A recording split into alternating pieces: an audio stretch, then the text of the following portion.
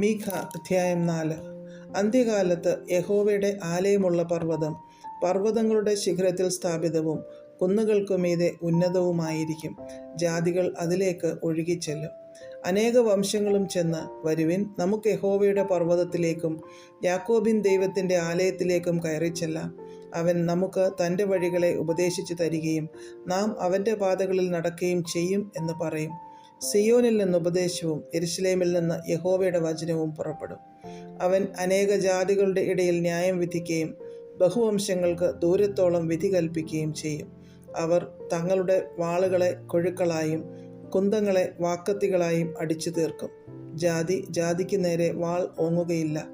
അവർ ഇനി യുദ്ധം അഭ്യസിക്കുകയുമില്ല. അവർ ഓരോരുത്തൻ താൻ്റെ മുന്തിരിവള്ളിയുടെ കീഴിലും അത്തിവൃക്ഷത്തിൻ്റെ കീഴിലും പാർക്കും. ആരും അവരെ ഭയപ്പെടുത്തുകയില്ല. സൈന്യങ്ങളുടെ യഹോവയുടെ വായ് അത് അരുളി ചെയ്തിരിക്കുന്നു. സകല ജാതികളും താങ്ങളുടെ ദേവന്മാരുടെ നാമത്തിൽ നടക്കുന്നുവല്ലോ. നാമും നമ്മുടെ ദൈവമായ യഹോവയുടെ നാമത്തിൽ എന്നും എന്നേക്കും നടക്കും. അന്നാളിൽ മുടന്തി നടക്കുന്നതിനെ ഞാൻ ചേർത്തുകൊള്ളുകയും ചിതറിപ്പോയതിനെയും ഞാൻ ക്ലേശിപ്പിച്ചതിനെയും ശേഖരിക്കുകയും മുടന്തി നടക്കുന്നതിനെ ശേഷിപ്പിക്കുകയും അകന്നു പോയതിനെ മഹാജാതിയാക്കുകയും യഹോവ സിയോൻ പർവ്വതത്തിൽ ഇന്നു മുതൽ എന്നേക്കും അവർക്ക് രാജാവായിരിക്കുകയും ചെയ്യുമെന്ന് യഹോവയുടെ അരുളപ്പാട്. നീയോ ഏദർ ഗോപുരമേ, സിയോൻ പുത്രിയുടെ ഗിരിയെ, നിനക്ക് വരും പൂർവാധിപത്യം, യെരൂശലേം പുത്രിയുടെ രാജത്വം തന്നെ നിനക്ക് വരും. നീ ഇപ്പോൾ എത്ര ഉറക്കെ നിലവിളിക്കുന്നത് എന്തിന്? നിന്റെ അകത്ത് രാജാവില്ലയോ? നിന്റെ മന്ത്രി നശിച്ചുപോയോ? ഈറ്റുനോവ് കിട്ടിയവളെ പോലെ നിനക്ക് വേദന പിടിപ്പാൻ എന്ത്? സിയോൻ പുത്രിയെ, ഈറ്റുനോവ് കിട്ടിയവളെ പോലെ വേദനപ്പെട്ട് പ്രസവിക്ക. ഇപ്പോൾ നീ നഗരം വിട്ട് വയലിൽ പാർത്ത് ബാബേലിലേക്ക് പോകേണ്ടി വരും. അവിടെ വെച്ച് നീ വിടുവിക്കപ്പെടും. അവിടെ വെച്ച് യഹോവ നിന്നെ ശത്രുക്കളുടെ കയ്യിൽ നിന്ന് ഉദ്ധരിക്കും. ഞങ്ങളുടെ കണ്ണ് സിയോനെ കണ്ട് രസിക്കേണ്ടതിന് അവൾ മലിനയായി തീരട്ടെ എന്ന് പറയുന്ന അനേക ജാതികൾ ഇപ്പോൾ നിനക്ക് വിരോധമായി കൂടിയിരിക്കുന്നു. എന്നാൽ അവർ യഹോവയുടെ വിചാരങ്ങൾ അറിയുന്നില്ല, അവൻ്റെ ആലോചന ഗ്രഹിക്കുന്നതുമില്ല. കറ്റകളെ പോലെ അവൻ അവരെ കളത്തിൽ കൂട്ടുമല്ലോ. സിയോൻ പുത്രിയെ, എഴുന്നേറ്റ് മെതിക്കുക. ഞാൻ നിന്റെ കൊമ്പിനെ ഇരുമ്പും നിന്റെ കുളമ്പുകളെ താമ്രവുമാക്കും. നീ അനേക ജാതികളെ തകർത്ത് കളയുകയും അവരുടെ ലാഭം യഹോവയ്ക്കും അവരുടെ സമ്പത്ത് സർവ്വഭൂമിയുടെയും കർത്താവിനും നിവേദിക്കുകയും ചെയ്യും. അധ്യായം 5. ഇപ്പോൾ പടക്കൂട്ടങ്ങളുടെ മകളെ, പടക്കൂട്ടമായി കൂടുക. അവൻ നമ്മുടെ നേരെ വാടകോരുന്നു. ഇസ്രയേലിൻ്റെ ന്യായാധിപതിയെ അവർ വടികൊണ്ട് ചികിട്ടത്തടിക്കുന്നു.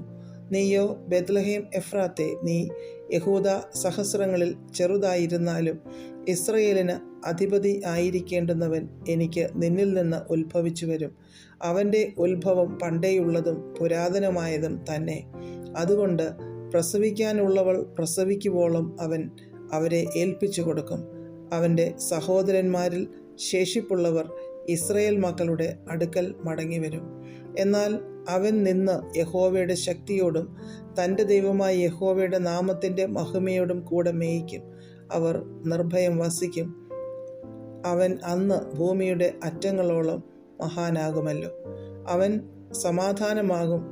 അശൂർ നമ്മുടെ ദേശത്ത് വന്ന് നമ്മുടെ അരമനകളിൽ ചവിട്ടുമ്പോൾ നാം അവരുടെ നേരെ 7 ഇടയന്മാരെയും 8 മാനുഷപ്രഭുക്കന്മാരെയും നിർത്തും.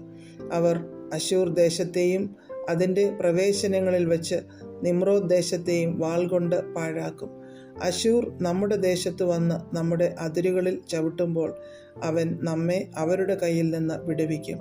യാക്കോബിൽ ശേഷിപ്പുള്ളവർ പല ജാതികളുടെയും ഇടയിൽ യഹോവയെങ്കിൽ നിന്നുള്ള മഞ്ഞുപോലെയും മനുഷ്യനായി താമസിക്കുകയോ മനുഷ്യപുത്രന്മാർക്കായി കാത്തിരിക്കുകയോ ചെയ്യാതെ പുല്ലിന്മേൽ പെയ്യുന്ന മാരി പോലെയും ആകും. യാക്കോബിൽ ശേഷിപ്പുള്ളവർ ജാതികളുടെ ഇടയിൽ, അനേക വംശങ്ങളുടെ ഇടയിൽ തന്നെ കാട്ടുമൃഗങ്ങളിൽ ഒരു സിംഹം പോലെയും ആട്ടിൻകൂട്ടങ്ങളിൽ ഒരു ബാലസിംഹം പോലെയുമാകും. അത് അകത്ത് കടന്നാൽ ചവിട്ടി കടിച്ചു കീറിക്കളയും. വിടുവിപ്പാൻ ആരും ഉണ്ടാകുകയില്ല. നിന്റെ കൈ നിന്റെ വൈരികൾക്കു മീതെ ഉയർന്നിരിക്കും. നിന്റെ സകല ശത്രുക്കളും ഛേദിക്കപ്പെടും. അന്നാളിൽ ഞാൻ നിന്റെ കുതിരകളെ നിന്റെ നടുവിൽ നിന്ന് ഛേദിച്ചു കളയും. നിന്റെ രഥങ്ങളെ നശിപ്പിക്കുകയും ചെയ്യും എന്ന് യഹോവയുടെ അരുളപ്പാട്. ഞാൻ നിന്റെ ദേശത്തിലെ പട്ടണങ്ങളെ നശിപ്പിക്കുകയും നിന്റെ കോട്ടകളെ ഒക്കെയും ഇടിച്ചു കളയുകയും ചെയ്യും. ഞാൻ ക്ഷുദ്ര പ്രയോഗങ്ങളെ നിന്റെ കയ്യിൽ നിന്ന് ഛേദിച്ചു കളയും. ശകുനവാദികൾ നിനക്ക് ഇനി ഉണ്ടാകുകയുമില്ല. ഞാൻ വിഗ്രഹങ്ങളെയും സ്തംഭ പ്രതിഷ്ഠകളെയും നിന്റെ നടുവിൽ നിന്ന് ഛേദിച്ചു കളയും. നീ ഇനി നിന്റെ കൈപ്പണിയെ നമസ്കരിക്കുകയുമില്ല.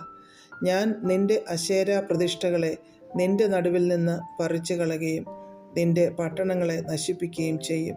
ഞാൻ ജാതികളോട് അവർ കേട്ടിട്ടില്ലാത്തവണ്ണം കോപത്തോടും ക്രോധത്തോടും കൂടെ പ്രതികാരം ചെയ്യും.